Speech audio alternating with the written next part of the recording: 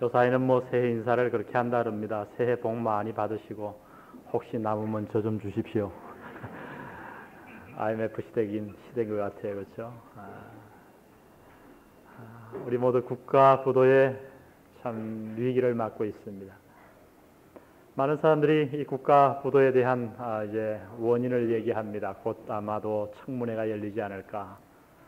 어떤 사람들은 우리가 대통령을 뽑고 보니까 이미 그때 부도가 날 줄 알았다. 왜 그러냐 그랬더니 그 경제 바람도 못 해갖고 경제라고 그러니까 나라 경제가 이 모양이 된 거 아니냐고.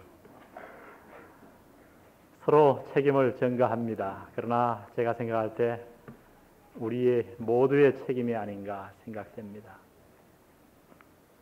특별히 오늘 우리의 경제가 이렇게 된 이유는 제가 생각할 때 참으로 제일 중요한 이유가 한 가지 있는데 그것은 다름 아닌 우리 모두가 우리 처지에 합당한 생활을 하지 못했기 때문이라고 생각합니다. 우리 국민이 1인당 소득이 1만 불이면 그 1만 불에 맞는 합당한 생활을 해야 되는데 그렇지 못했어요. 여러분 제가 한 2년 반 전에 미국에서 10년 살고 한국에 왔을 때 그 충격을 지금 저는 잊을 수 없어요. 이건 저만이 하는 얘기가 아니에요. 외국 사람들이 오면 다들 놀랍니다. 왜냐하면 우리 국민들이 소득이 1만 불인데 1만 불에 맞지 않는 생활을 하는 거예요. 여러분 미국이 소득이 1인당 국민 소득이 3만 불입니다. 그러나 실제로 우리와 비교할 때 약 6배 정도는 잘 삽니다. 왜냐하면 물가가 3배는 싸요.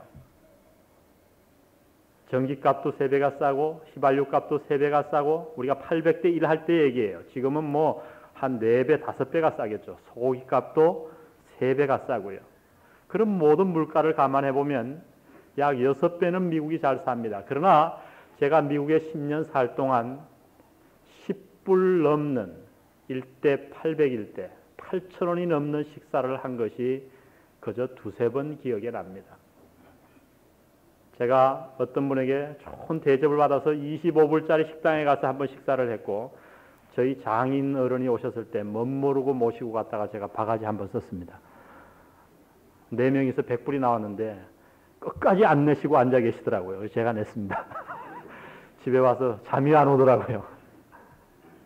그 당시 25불이면 2만 원입니다. 근데 제가 여기 왔더니요.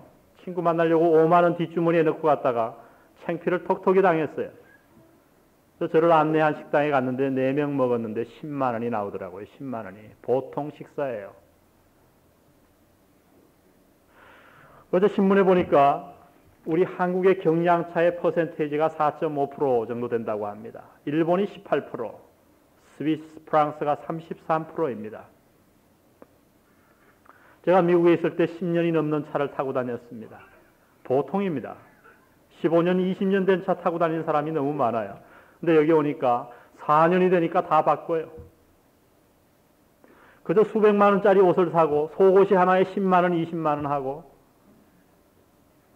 여러분 이러고도 망하지 않기를 바란다면 그거는 사기꾼입니다. 제가 이미 2년 반 전에 왔을 때 이 나라가 뭐가 잘못돼도 한참 잘못되었다. 저는 그렇게 생각했어요. 저는 이 IMF가 참 잘되었다고 생각하는 사람 중에 하나입니다. 이 기회에 우리가 다 정신을 좀 차려야 돼요. 식단도 좀 줄이고 말이죠. 음식 쓰레기가 왜 그렇게 많은지. 이 모두가 우리가 이런 국가 부도의 위기를 만난 이유는 제가 생각할 때 우리의 처지에 맞지 않는 합당한 생활을 하지 못했기 때문이다 하는 것입니다. 사람이 자기 신분이나 위치에 합당하게 사는 건 너무너무 중요한 겁니다. 그래서 오늘 사도 바울은 우리 구원받은 성도들에게 이렇게 말씀합니다. 복음에 합당한 생활을 하라. 오늘 제 설교 제목이 그래서 복음에 합당한 생활입니다. 오늘 특별히 제가 연구하면서 재미있게 느낀 것은 오늘 여기에 복음에 합당하게 생활하라 할 때 이 생활하라 하는 단어입니다. 이 단어를 어떤 뜻인가 하고 제가 연구를 해봤더니 이 말은 직역을 하면 이런 뜻이에요. 시민으로서 의무를 다하라. 오늘 이 생활하라 하는 단어에서 정치라는 단어가 나왔어요. 폴리테 하는 단어. 폴리튜에세 하는 이 생활하라 이렇게 이 명령 동사가 되면 시민답게 살아라 하는 뜻이에요. 그 당시 빌립보 교인들에게 이 단어는 너무나 친숙한 단어였습니다. 왜냐하면 우리가 잘 알듯이 빌립보라는 도시는 원래 리디아의 보잘것없는 수도였는데 알렉산더 대왕의 아버지 빌립 대왕이 그 빌립보 도시를 정복하고 자기 이름을 따갖고 빌립보 도시라 명명했습니다. 이 나라가 로마의 속국이 되었는데 로마가 네 나라로 4등분이 됩니다. 우리가 잘 알듯이 전쟁이 일어나죠. 그런데 그 유명한 옥타비아누스 장군이 안토니오 장군을 완전히 무찌르고 나서 안토니오가 차지하고 있던 이 빌립보 도시를 뺏었습니다. 그리고 나서 이 옥타비아누스가 어떤 일을 했냐면 그 전쟁의 공신들, 장군들, 퇴직한 장군들에게 빌립보라는 이 도시의 땅을 나누어서 영토를 분배해 줬어요. 그래서 그 빌립보라는 도시는 로마 나라가 아니었지만은, 로마 밖의 나라였지만은 로마의 속국이 돼갖고 그곳에서 태어난 모든 사람들은 로마 시민권을 자동적으로 받게 되었던 거예요. 놀라운 일입니다. 그 당시 로마 시민권은 굉장한 특권을 갖고 있었거든요. 아무리 흉악한 죄를 범해도 십자가 처형은 당하지 않을 만큼 명예를 지켜줬습니다. 빌립보에 사는 모든 사람들은 로마 사람이 아니었지만 로마 시민권을 자동 획득했던 거예요. 그러나 이 로마 제국에서 시민권만 준 게 아니고 그들에게 늘 강조한 말이 있어요. 뭐냐면 너희들은 로마 사람이 아니지만 로마 시민권을 오늘부터 받았으니까 로마 시민답게 살아야 된다.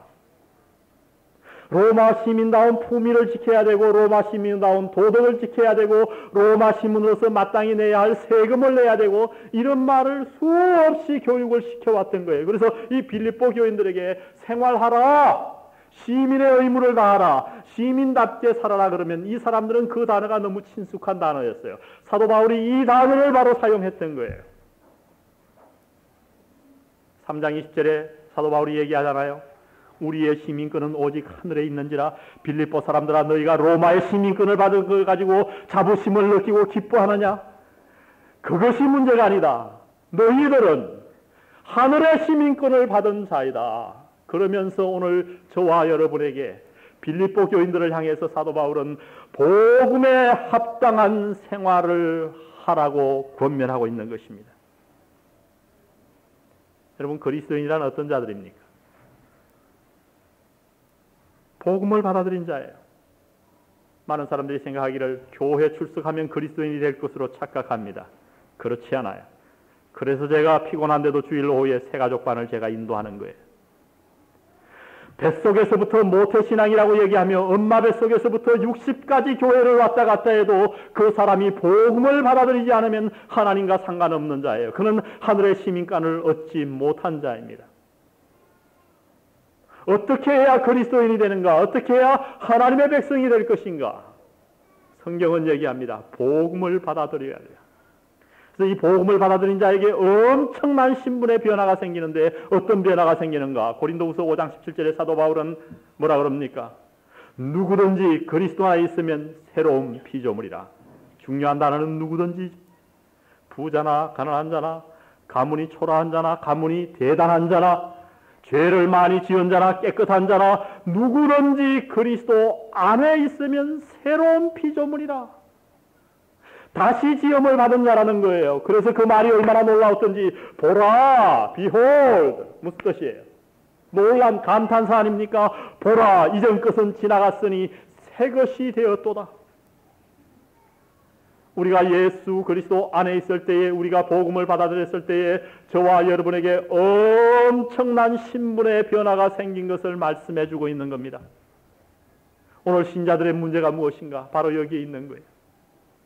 우리가 예수 믿은 그 순간 우리 안에 엄청난 신분의 변화가 생겼어요. 새로운 피조물이 되었어요. 상상도 못할 변화가 우리 안에 생겼고 우리의 이름이 천국에 올라가서 우리가 하늘의 시민권을 받았음에도 불구하고 오늘 신도들이 그것을 느끼지 못하고 살아가는 거예요. 사는 걸 보면 말이죠. 세상 사람과 똑같아요. 세상 사람이 텔레비 2시간 보면 믿는 사람은 2시간 반 봅니다. 세상 사람이 열심히 돈을 위해서 인생을 바칩니다. 믿는 사람도 똑같아요. 그런데 다른 게 하나 있어요. 뭔지 아세요? 세상 사람은 돈을 벌고 물질을 쫓아다닐 때 자기 힘으로 벌어요. 근데 믿는 사람은 자기 힘으로 벌다가 안 되면 그 다음에 누구의 힘을 빌리려고 그럽니까? 하나님의 힘을 빌리려고 그래요. 없어서 맨날 달라고 그래. 파고 들어가고 다 신앙의 동기를 보면 돈 때문에 하는 거예요. 돈 때문에 하나님 믿고 11조 바치는 것도 복 받으려고. 예, 성경에 약속되어 있어요. 믿고 11조 드려보세요. 11조 제대로 바치고 이 땅에서 정말 먹을 거 없어서 못 사는 사람 별로 못 봤어요. 하나님의 약속이기 때문에. 그러나 동기가 중요한 거예요. 많은 사람들이 자기가 부자 되기 위해서 11조를 바칩니다. 하나님 앞에 벌 받을까 봐 바치는 거예요. 잘못된 거예요. 우리 안에 엄청난 변화가 일어났습니다. 예수 그리스도를 영접하는 그 순간 신분의 변화가 있었습니다. 그러므로 우리는 겉으로는 세상 사람과 같을지 몰라도 세상 사람과 같이 살아서는 아니 되겠다는 겁니다. 오늘 바로 이러한 이유 때문에 사도 바울은 저와 여러분을 향해 우리는 땅에 속한 자가 아니고 이 세상을 위하여 사는 자가 아니고 이 땅과 무관한 자요 몸은 이곳에 있으나 우리의 시민권은 하늘에 있기 때문에 복음에 합당하게 살아야 된다고 권면하고 있는 겁니다. 천국 시민답게 살아야 합니다.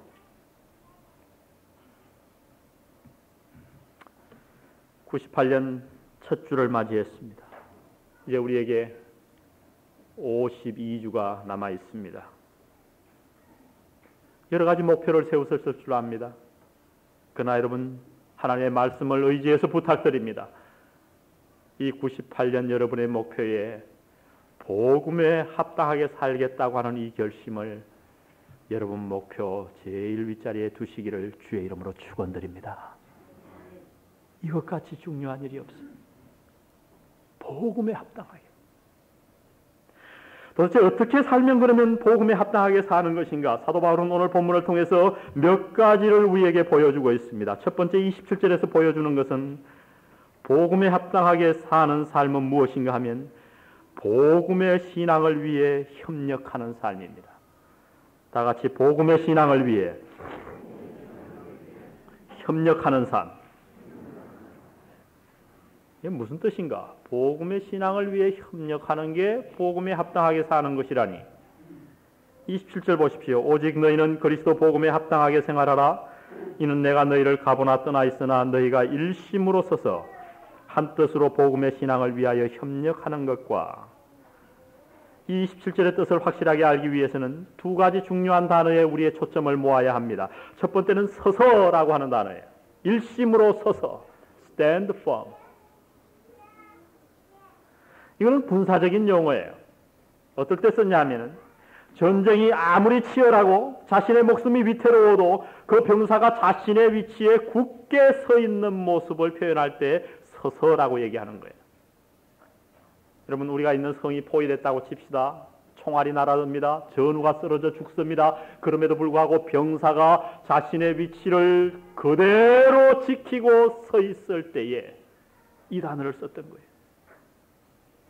아무리 많은 병사가 둘러싸고 우리를 공격한다고 해도 사람마다 병사마다 자신의 위치만을 굳게 우리가 지키고 서 있다면 우리는 안전할 것이에요. 그러나 여러분, 우리 모두가 굳게 서지 못하고 자신의 위치를 조금 어렵다고 해서 팽개쳐버리고 도망가고 전우가 죽는 것을 보고 겁이 나서 숨어버린다면 우리는 멸망할 겁니다. 일심으로 서서. 그 다음 중요한 단어가 오늘 여기 보니까 협력이라는 단어입니다. 이 협력은 스포츠 용어예요. 오늘 축구가 굉장히 지금 많은 사람들 마음속에 심어져 있지 않습니까? 저도 축구를 좋아해요. 이 스포츠 용어인데 두 단어가 합성어로 만들어진 거예요. 함께 경주한다 하는 뜻입니다. 협력한다는 뜻이요. 근데 이 단어를 제가 연구해 보니까 어떨 때 썼냐면 그 당시에 특별한 경기가 있었더라고요. 경주는 경주인데 약 한 1km 되는 거리를 달려가는데 팀으로 달려가는 거예요. 5명씩. 여러분 그렇게 생각하면 릴레이 말하는 거구나 이렇게 할지 모르지만 그게 아니에요. 굉장히 재미있었던 경기예요. 팀으로 달려가는데 어떻게 달려가냐면 상대방을 레슬링을 하면서 싸워가면서 달려가는 거예요. 그러니까 팀 5명 중에 누구든지 먼저 도착하면 이기는데 아무도 못 가게 하기 위해서 상대방의 다리를 물어뜯든 모가지를 꺾어 분질러 때리든 어쨌든 하여튼 두드려 패든 간에 그저 싸우면서 1km를 달려가는 거예요. 얼마나 여러분 신나겠어요. 굉장히 좋아들 하시는데.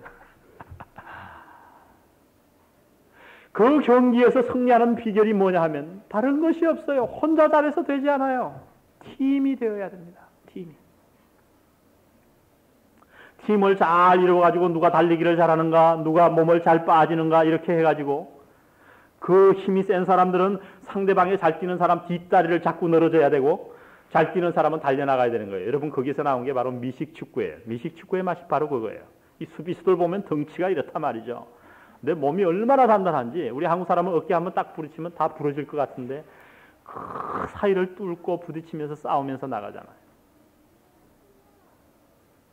협력, 팀을 이루는 거예요. 팀을. 복음에 합당한 생활이라고 하면 뭐냐면 저 구원받은 자의 특징은 복음을 위하여, 교회를 위하여, 우리의 믿는 신앙을 위하여 굳게 서서 옆에 성도와 협력하는 것이라고 하는 겁니다.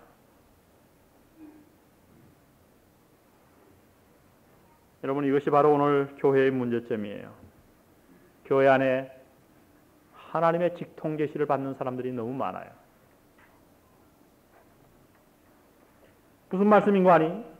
신앙 그러면 뭘 생각하냐면 하나님과의 나만의 관계만 생각한단 말이죠. 그래서 주야 그리고 하나님만 잘 섬기면 돼요. 우리 집 근처에도 그런 사람이 안 있어요. 신앙이 굉장히 뜨거워갖고 하나님과의 관계만 생각하는 사람이 있는데 예배를 하루에 2번 드립니다. 새벽 5시에 드리고 밤 11시에 드립니다. 그런데 밤 11시에 조용히 드리면 좋은데 그냥 사부로 4사람이 부르는데 하여튼 사부예요. 표현하기 어려울 사부로 기성을 질러가면서. 근데 요새 그게 6부가 됐는데 개가 2마리 있는데 그 이상하게 찬송을 하면 개가 또 짖어요. 그래가지고 이웃에서 반상회에서 말이 많아가지고 아무리 건의를 해도 그들이 하는 말인즉슨 하나님 앞에 예배드린다는 거예요. 오늘 한국교회에 이런 사람들이 왜 그렇게 많은지 몰라요. 하나님과의 관계만 잘 되면 될 줄 알아요. 그래서 교회 안에서만 잘하고 직장에서는 욕먹고 가정에서는 포악하다 소리 들어도 아무 상관 안 합니다. 그저 교회에서만 예배 잘 드리고 하나님과의 관계만 깨끗하면 되는 줄 압니다. 이런 건 잘못된 생각이에요. 참으로 하나님과의 관계가 올바로 되어 있으면 수평관계도 올바로 되는 법입니다. 많은 사람들이 신앙을 수직관계만 생각해요. 하나님과 나 사이. 그러나 성경에서 신앙을 한 번도 그렇게 표현한 적이 없습니다. 만약 그렇다면 하나님이 이 땅에 교회를 안 만드셨을 거예요. 왜 교회를 만드시고 이것을 그리스도의 몸이라고 표현했을까요? 이 수평관계가 너무나도 중요하다고 하는 거예요. 그러므로 좋은 신앙이란 어떤 신앙인가? 같이 협력할 줄 아는 신앙이 좋은 신앙인 줄 믿습니다. 팀이 되어야 된단 말이죠. 가정에서 한 공동체가 되고 교회에서 한 공동체가 되고 같이 가야 돼요. 어떻게 할 때 우리가 협력할 수 있는가? 오늘 이 27절 본문 말씀에 보니까 한 마음을 품어야 된다는 거예요. 그 단어가 아주 재미있어요. 오늘 27절에 보니까 일심으로 서서 한 뜻으로 협력하여 그럽니다. 이 단어를 제가 직역해 보니까 이렇게 되더라고요. 한 영으로 서서 한 혼으로 협력하여. 무슨 얘기예요? 한 마음이 되라는 겁니다. 왜 협력하는데 한 마음이 필요합니까? 우리 모두는 생각이 다르기 때문에 그래요. 개성이 다르고 취미가 다르고 성격이 다르고 다 달라요. 이 모든 것을 다 하나로 뭉쳐버리고 공산주의가 되라는 얘기가 아닙니다, 여러분. 한 마음이 되라는 얘기는 성격이 다르고 생각이 다르고 견해가 다름에도 불구하고 복음을 위한 일에는, 하나님을 위한 일에는 한 마음과 한 혼과 한 영이 되라는 말씀이에요. 여러분, 마귀의 뜻이 뭔지 아세요? 마귀의 원뜻은 분리자예요. 이간자예요. 마귀는 처음에 무슨 일을 했냐면 하나님과 우리 사이를 이간해버렸어요. 거기에는 이미 성공을 했습니다. 그 다음에 요 사이 마귀가 집중적으로 하는 일이 뭔지 아십니까? 교회에 와서 성도와 성도 사이를 이간시키는 거예요. 여러분, 교회사를 연구해보면 얼마나 이런 비극이 많았는지 몰라요. 지금부터 약 1000년 전에 훌륭한 교파 하나가 있었습니다. 이름은 제침례교도. 우리 침례교의 조상뻘 되는 교파였습니다. 우리가 교회사를 공부해보면 너무너무 건전하고 성경적이었어요. 그들이 주장한 건 다른 게 아니었어요. 예수 믿기 전에, 예수님을 영접하기 전에 침례나 세례 받은 거 다 무효다. 그 목욕한 거니까 다시 받아야 된다. 맞잖아요. 근데 그 주장을 한다 그래가지고 칼빈을 따르는 오늘날 장로교에 모체되는 그 사람들과 천주교인들이 그 재침례교들을 핍박해갖고 몇 명이나 죽였는지 아세요? 200만 명이 넘는 재침례교들을 죽여버렸어요. 세계에 있는. 믿어지세요? 말틴 루터는 그래서 얘기하기를 오늘날 마귀와 싸워야 할 성도들이 자신들의 총뿌리를 성도들에게 겨누고 있다고 얘기했습니다. 그리고 말하기를 더욱더 무서운 것은 성도들이 성도들을 향해 총뿌리를 겨누고 있으면서도 자신들이 그것을 깨닫고 있지 못하다고 얘기했습니다. 오늘 교회 보세요. 우리 교회만 잘 되면 돼요. 이웃 교회 망하든 말든 아니 그저 망해가지고 교인들이 많이 건너면 좋아해요. 교회 안에 들어와 보세요. 다 모래알같이 혼자예요.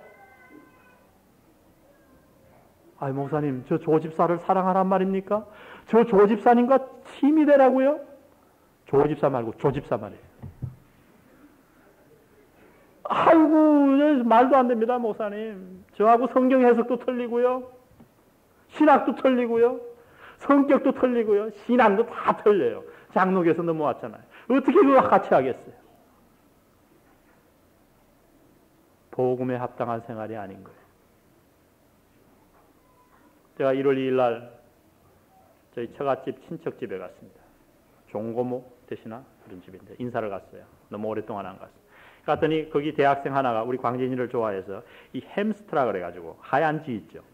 그거를 선물하려고 이제 갖고 있었다는 거예요. 근데 한 마리를 갖고 있었는데 외로워가지고 밑에 집에서 새끼를 낳아가지고 그 큰 거 있는 건 암놈이었고 순놈을 2마리를 갖고 왔다는 거죠. 그래서 그 우리에 넣어줬더니 새에 있어서 재미있게 잘 놀더래요. 근데 어느 날 가보니까 요 2놈이 약간 자랐단 말이죠. 협동을 해가지고 그 암놈을 죽여버렸어요. 물어서. 근데 며칠 있다 보니까 이 2놈 중에 또 한 놈이 한 놈을 물어 죽였다는 거예요. 아, 그리고 한 이틀 뒤에 가보니까 그 한 놈도 죽어 있더라는 거예요. 그래, 그날 갔더니 식구들끼리 뭐 의견이 분분해요. 그게 왜 죽었을까? 또 하나는 자살했다.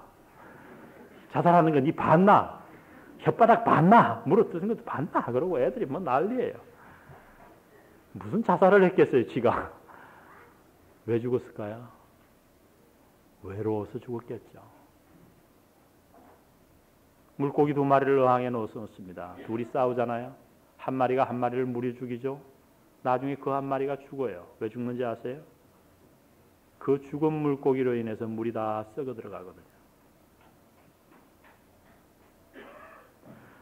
사탄은 오늘도 우리를 이간하고 있어요. 여러분, 복음에 합당한 생활은 뭔가? 오늘 사도 바울은 첫 번째로 이 말씀을 강요하는 겁니다. 같이 싸워야 된다는 거예요. 같이 협력해야 됩니다. 같이 서야 됩니다. 팀이 되라는 거예요. 나와 성격이 다르고 나와 의견이 다르고 나와 견해가 다르고 모든 것이 다 달라도 하나님이 그를 필요하셔서 이 교회의 한 몸으로 삼으신 줄 믿습니다. 여러분, 제가 요즘 제 몸에서 굉장히 싫어하는 부분이 하나 있어요. 그래서 그 부분을 맨날 칼로 쥐어파고 떼내려고 애를 씁니다. 그리고 거기다 약을 발라요. 뭔지 아세요? 로프록스, 발톱 무좀제를 제가 바릅니다. 제 발톱에 엄지발가락에 발톱에 무좀이 생겼거든요. 근데 어느 날 그걸 쳐다보다가 화가 나서 벤치를 그걸 뽑아버릴까? 근데 제 친구의 사이에 그 얘기를 했더니 한번 뽑아봐. 그 뽑은 데에 구두살이 이만하게 올라올 거야. 그래? 발톱이 소용없는 줄 알았는데 소용없기는 발톱이 없으면 그 위로 살이 올라와. 못 다녀. 병신되는 거야. 무좀 걸려도 그 발톱이 고마운 줄 알고 그냥 두라고 그럽니다. 여러분, 우리가 보기에 필요 없어 보이는 사람, 야, 저 사람 좀 나갔으면 좋겠다. 여러분, 복음에 합당한 생활이 아닙니다. 나와 모든 것이 달라도 복음에 합당한 생활을 하는 사람은 가정에서, 교회에서 같이 팀을 이룰 줄 아는 사람인 줄 믿습니다. 우리 모두에게 이러한 은혜가 있기를 주의 이름으로 축원드립니다. 복음에 합당한 생활은 복음을 위하여 협력하고 팀을 이루는 것입니다. 두 번째는 두려워하지 않는 삶입니다. 두려워하지 않는 삶. 28절 보십시오. 28절 우리 다 같이 한번 읽어보겠습니다. 시작.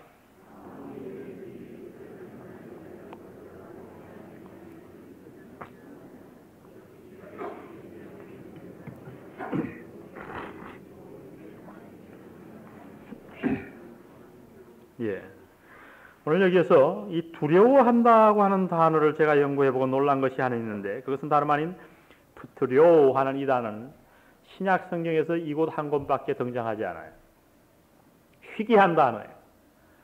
여러분 한국말 성경에 보면 두려워한다는 단어가 신약 성경에 굉장히 많이 나오잖아요. 그런데 바로 이 원어로 쓰인 이 단어는 한 번밖에 쓰이지 않았다고요. 무슨 말씀인가 하니 굉장히 독특한 단어예요.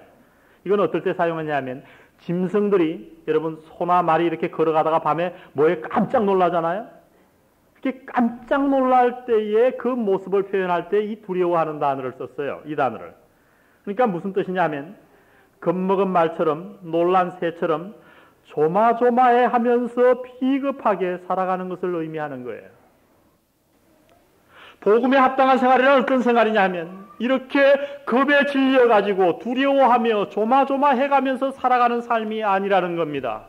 아무 일에든지 두려워하지 아니한다고 사도 바울은 얘기합니다. 오늘날 수많은 사람들이 이렇게 두려워하며 살아갑니다. 부도날까 두려워하고, 망할까 봐 두려워하고, 대학에 떨어질까 두려워하고, 병들까 두려워하고, 죽을까 두려워하고, 사고 날까 두려워하고, 그저 두려워하고 두려워한단 말이죠. 도둑 맞을까 두려워하고. 오늘 사도 바울은 우리에게 얘기합니다. 복음에 합당한 생활은 그러한 생활이 아니고 복음에 합당한 생활은 신앙적인 담력을 가지고 사는 것이라고 얘기합니다. 우리가 참 복음을 올바로 받으면 말이죠. 모든 일에 담대해져요. 저는 그렇게 생각해요. 모든 일에. 여러분 참 구원의 확신을 가지고 복음을 올바로 받은 사람, 복음에 합당하게 사는 사람이 두려울 게 뭐 있겠어요? 부도당했다. 뭐 두려워요? 먹고 살 것만 있으면 되지. 그러다가 먹고 살 게 없다. 그럼 뭐 두려워요? 굶으면 되지. 굶다가 죽었다. 뭐 두려워요? 죽으면 되잖아요. 안 그래요, 여러분? 아니 제가 농담으로 하는 말이 아니에요. 잘 한번 생각해 보세요. 왜들 이 엄청난 복음을 받은 사람들이 저 산속에 들어가서 돌을 닦는 스님보다도 못한 삶을 사냐 말이에요.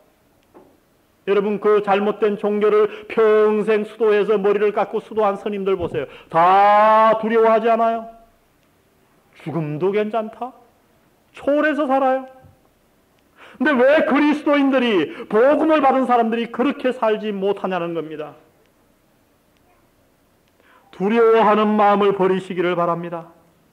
우리가 복음을 올바로 받았을 때 모든 두려움을 이기게 됩니다. 왜냐하면 복음 자체가 능력이기 때문에. 무엇이 두렵겠습니까? 병이 두려울까요? 암이 두려울까요? 죽음이 두렵습니까? 가난과 부패와 실패가 두렵겠습니까? 핍박이 두렵겠습니까? 아니요. 그래서 예수님은 말씀하셨습니다. 몸은 죽여도 영혼을 능히 죽이지 못하는 자들을 두려워하지 말라. 무슨 말씀이에요? 핍박하는 자들이 내 몸은 죽일 수 있을지 몰라도 영혼은 죽이지 못하니까 그들을 두려워할 필요 없다. 무슨 말씀이에요? 이 세상에서 너희들이 두려워할 자는 아무도 없다. 오직 누구밖에는? 하나님밖에는. 부탁드립니다. IMF 시대가 오니까 다들 죽상이에요. 죽상. 안 그래도 상이 어두운데 여기 보면 말이죠. 거울을 하나 이걸 다 붙여놨으면 좋겠는데 말이죠. 보기가 민망합니다. 사랑하는 성도 여러분, 우리 모두 98년 하는 복음에 합당한 생활을 하십시다. 아멘. IMF가 와도 어떻게 해야 돼요? 여러분 뭐 달러 뭐 몇 푼어치 올라가면 뭐 어때요? 전 그랬어요. 고기 먹을 거, 생선, 고등어 한 마리 먹을 거 여보 밥 한 마리만 먹자. 간단하죠. 그럼 몸에도 좋고.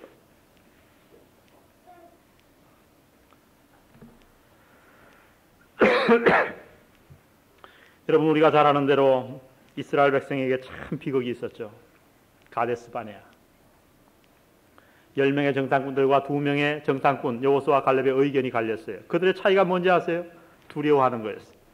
10명은 갔다 오더니 그 사람들이 굉장히 거인이었던 모양이에요. 거기 사는 사람들이. 그 뭐라 그러냐면, 야, 우리가 거기에 딱 비교해 보니까 메뚜기 같더라. 근데 여호수아와 갈렙은 뭐라 그랬어요? 그들은 우리의 밥이라. 이게 신앙의 차이예요.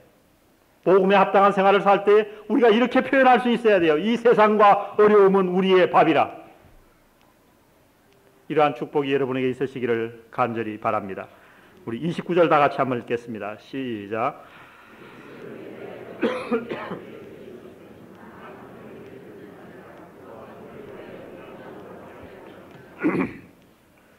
예.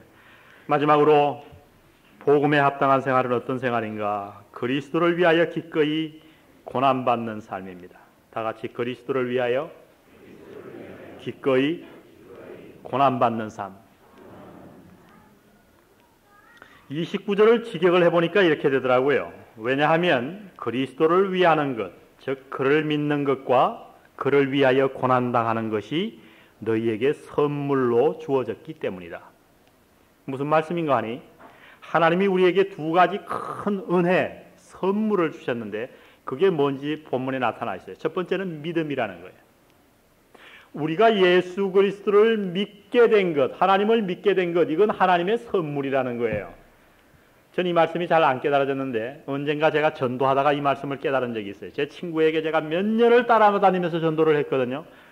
근데 이 친구가 제 정성에 감복해서 처음에는 거절하더니 믿으려고 애를 쓰더라고요. 근데 나중에 가서 가슴을 치면서 하는 얘기가, 야, 나도 믿고 싶다. 근데 안 믿어지는 걸 어쩌란 말이냐. 그 말을 듣는데 말이죠, 할 말이 없어요. 할 말이. 믿고 싶어 죽겠는데 안 믿어지는 걸 어떡하냐는 거예요. 제가 그 말 듣고, 내가 잘나갔고 내 IQ 좋아갖고 내가 복음 이해하고 믿은 줄 알았는데 믿은 것조차도 하나님의 은혜구나. 여러분이 여기 앉으신 거 하나님의 선물인 줄 믿습니다. 이 세상에 가장 큰 하나님의 선물이 뭐냐?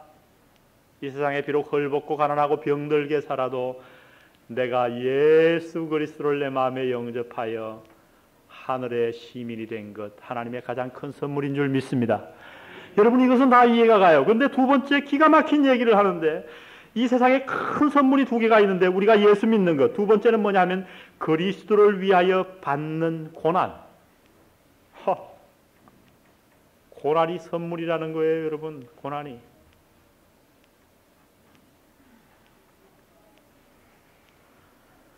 여러분, 오늘날 교회가 점점 세속화되어 간다고 얘기합니다. 이 교회의 세속화의 징후를 여러 군데서 우리가 찾아볼 수 있어요. 그 중에 가장 뚜렷한 것 하나가 오늘 예수 믿는 사람들이 주님을 위해 고난받기를 싫어한다는 거예요. 편하게 신앙생활 하려고 그래요. 자기를 희생하지 않으려고 그래요. 여러분, 그러나 제가 어릴 때 우리 선조들의 신앙생활을 보면 신앙생활 이퀄 뭐냐면 고난이었어요. 저희 할아버님도 그러셨어요. 함흥형무소에서 3년 계실 때도 그랬고요. 예수 안 믿는다 그 소리만 하면 풀어주겠다 그러는데 3년을 꼬박 해방 때까지 계셨어요. 33인이 같이. 그뿐 아니에요. 감옥에 들어가기 전에도 할아버님은 집신 2개를 딱 깨면 전도를 해서 저 시베리아 만주로 한 바퀴 돌아오면 어떨 때는 2년이 걸려요. 할아버님이 저에게 들려주신 말씀은 2년 동안 전도를 6개월 하고 2년 동안 전도를 다니면은 하루에 한 끼 먹으면은 감사한 거였다. 그리고 집에서 자본 적이 별로 없다는 거예요. 늘 마국간 돼지우리에서 몸을 웅크리고 주무셨다는 거예요. 그 추운 데서. 그런데도 할아버님은 그것을 그렇게 기뻐하셨어요.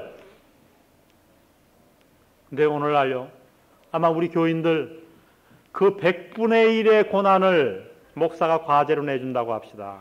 아마 여기 앉아 계실 분이 몇 분이나 계실지 모르겠어요. 그 성경 공부하는데 시간 1시간 내라 그래도 도망갑니다. 성경 공부하라 소리 10번 하면 교회 안 나와요, 아예. 그러니까 제가 어떻게 합니까?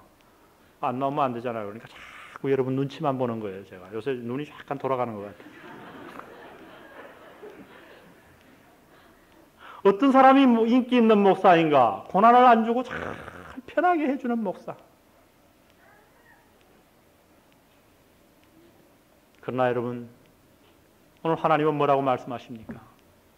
내가 이 땅에 너희들이 사는 동안 너희에게 줄 가장 큰 선물이 두 가지가 있다. 그것은 하나는 너희들이 예수 그리스도를 믿는 믿음이고, 또 하나는 너희가 나를 위해서 당하는 이 땅에서의 고난이라고 말씀하십니다. 여러분, 고난이 하나님의 선물인 줄을 믿으시기를 바랍니다. 2차 대전 후에 전쟁이 막 끝나고 영국 군인들이 고국으로 개선 행진해서 돌아오는 날이었습니다. 영국의 모든 하원과 상원 의원들 그리고 시민들과 영국의 왕이 그들을 맞이하기 위해 자리를 갖췄습니다.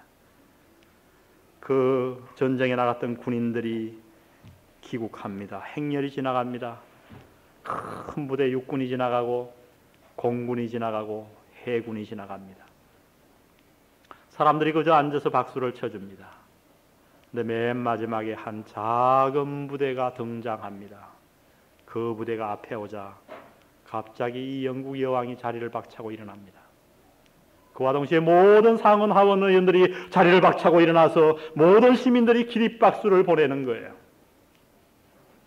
그 작은 부대는 다름 아닌 전쟁에 나가서 자기의 팔과 다리와 눈들을 잃은 상위군인 부대였던 것입니다.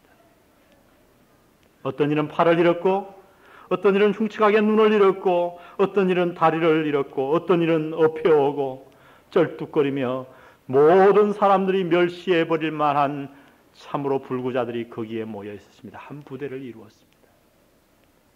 그러나 여러분, 그날의 스타는 바로 그 상인 군인들이었어요.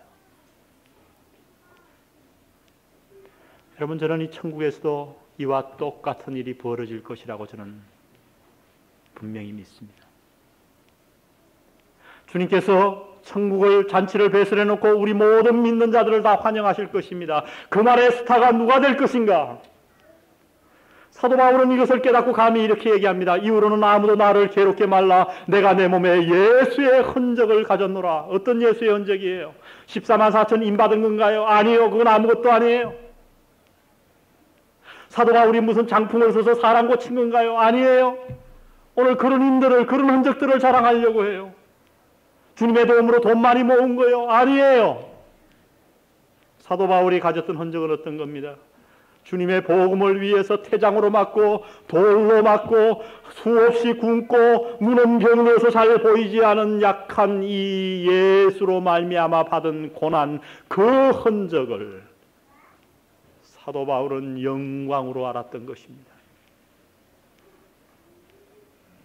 복음에 합당한 생활이란 어떤 생활인가? 예수님을 위해, 복음을 위해 고난받는 삶인 거예요. 이 땅에서 고난이 하나님의 선물이라고 하는 사실을 주님은 말씀해 주고 있는 겁니다. 사랑하는 성도 여러분, 여러분은 지난 한 해 예수님을 위해 얼마나 손해를 보셨습니까? 주님의 이름을 위해 얼마를 손해를 보셨습니까? 하나님의 사업을 위해 얼마나 희생했다고 생각하십니까? 하나님을 위해 드릴 수 있는 것, 희생할 수 있는 것은 특권이요 하나님의 은혜인 것입니다. 이 땅에 지나면 하고 싶어도 하지 못할 일입니다. 왜냐하면 희생한 만큼 그날 영광이 있을 것이기 때문입니다. 주님이 우리를 맞아들이는 그날, 천국의 스타, 그날의 스타는 그들의 몸에 고난의 흔적을 가진 자들일 것입니다. 사랑하는 영한 성도 여러분, 이 98년 한 해 여러분의 꿈이 무엇입니까? IMF 시대 잘 극복하는 겁니까? 오늘 복음에 합당한 이 말씀을 가슴에 품고 돌아가십시다. 복음을 위해 같이 팀을 이룰 줄 알아야 합니다. 아무리 불안한 세상이 다가와도 두려워하지 말아야 합니다. 주님을 위해 기꺼이 고난받는 자, 복음에 합당한, 복음에 걸맞는 옷을 입고 사는 사람들인 줄 믿습니다. 기도하십시다.